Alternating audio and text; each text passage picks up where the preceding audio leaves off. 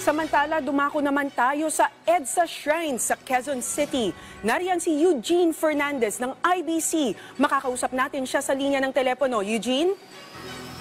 Denise, maaga pa lang, tuloy-tuloy ang preparasyon ng iba't ibang organisasyon at rallyist group, maging ng mga otoridad para sa Trillion Peso March 2.0 na isinasagawa ngayon.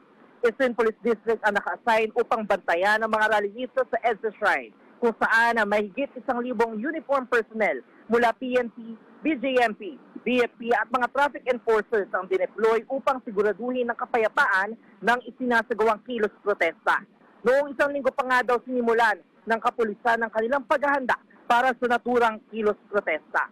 Karamihan ng tao sa EDSA Shrine ay nagmamarcha papuntang People Power Monument kung saan isinasagawa ang program ng Trillion Peso March.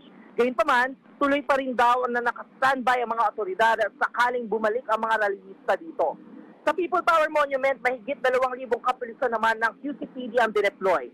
Dito kasi inaasahan na isasagawa ang programa at pupunta ang mga rallyista mula EDSA Shrine.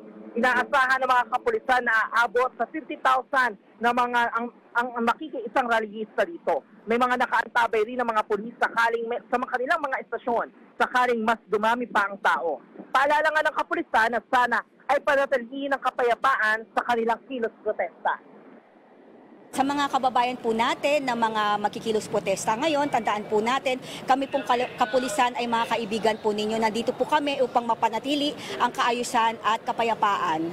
So, ginagalang po namin ang inyong karapatan sa pagpapahayag ng inyong mga hinaing at isipin din po natin na dapat po ay maibigay po natin ng mapayapa. Denise, binigyan din nga rin ng ating mga kapulisan na hindi sila kaaway o kalaban at nire-respeto nila ang karapatan ng ating mga kababayan na magsabi ng kanilang mga hinaing. Mula dito sa may EDSA Shrine, Eugene Fernandez ng Integrated State Media. Maraming salamat, Eugene Fernando ng IBC.